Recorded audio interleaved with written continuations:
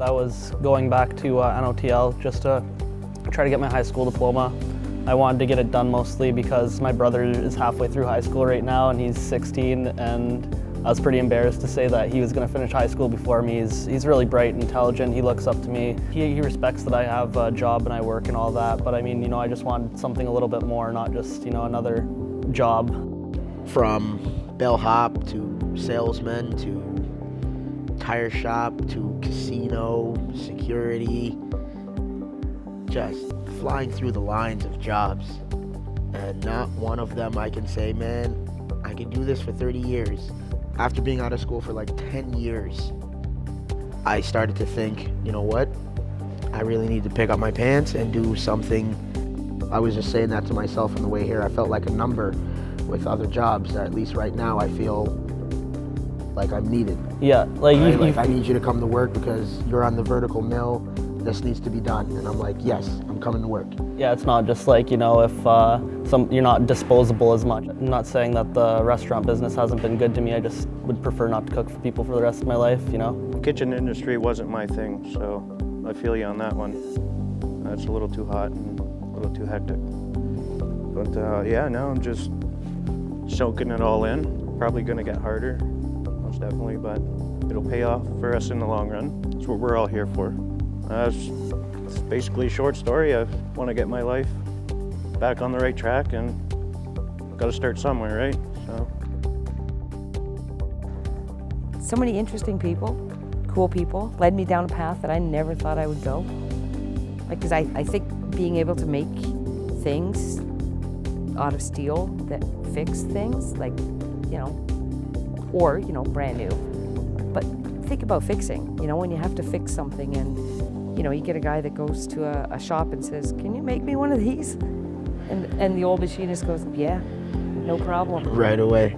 You know, and he does it right away where, you know, you order it from, that was my story about the machine, the coffee maker. And it, you know, it would have taken him weeks to get it from Italy, where the guy down the road in the machine shop got it for him the same day. Just looking at stuff, you're like, you know, my machine shop probably made that.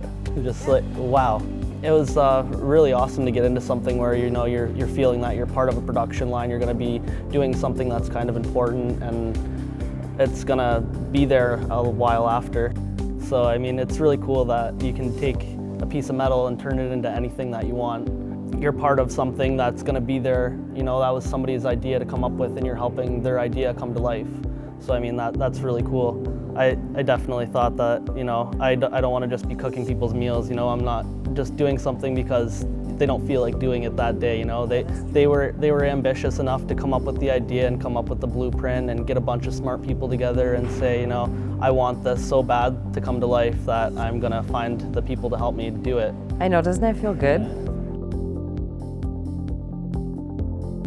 All teachers in this program were amazing. Like, yeah. Every one of the teachers were awesome. I thought for sure I wouldn't be able to do the math thing, and we had a really good teacher, Brett, and I actually passed with like a 90 something in math, and you know, I was really proud of myself. And you know, he actually cares. If somebody doesn't show up to class, you know, he inquires about it. He's like, why isn't this person here? Are they okay? Has anybody talked to this person? I'm really upset that they're not here, right?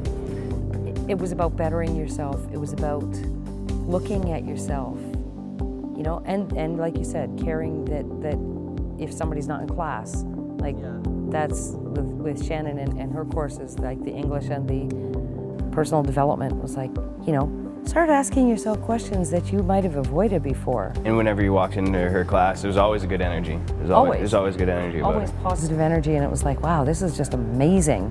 Yeah, it's awesome what she gets into of like making you think of why you're here and why you want to be here and how bad you want to be here and what you've been doing with your life so far to get into bad habits, and just making you understand, you know, you can do so much more with yourself and sky's the limit, you know. And genuinely caring about every person in the class. Was your placement paid? No. No?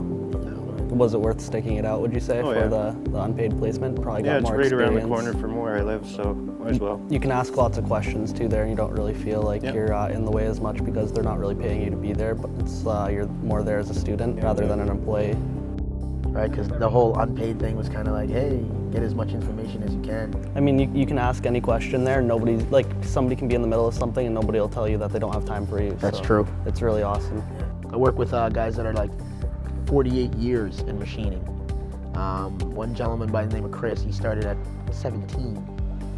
And he's just been doing machining for the longest time. At Fleet right now, he's definitely not the oldest, but he's been there the longest, 49 years in a company. I get to learn off of him a little bit. Another gentleman by the name of George, he's been there 46 years.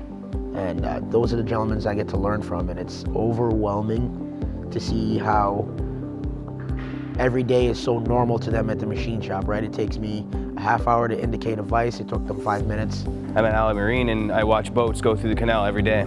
And I think to myself, you know, I'm making parts for that boat to travel across the world to deliver things to people that, you know, need things. Okay, you guys, you're all guys. It's a man's trade, basically. But you know what? For any women that want to get into it, got just a couple of words. Do not give up. You know, we probably can't lift as many pounds as you can. That's what cranes are for. That's what cranes are for. Believe in yourself, you can do it. The sky's the limit, like you said, and just work hard at it. Don't give up, because you can be what you want to be. I'd have to say that there's always something bigger and better, and if you apply yourself and you're around something long enough, it's gonna rub off on you. And if you want to be there, even if you don't think that you're gonna get it or you're not getting it at all at first, I mean, just show up and be around those people and it'll start brushing off on you and you'll start speaking a different language. It's just a great stepping stone in life. You know, you gotta stick through it, through thick and thin, and it'll pay off in the long run. Positivity does help huge. It helps huge. Be helpful, then you'll get help. Be positive, positive comes to you. Want more, you get more. Keep trying, and harder comes out of you. Don't stop.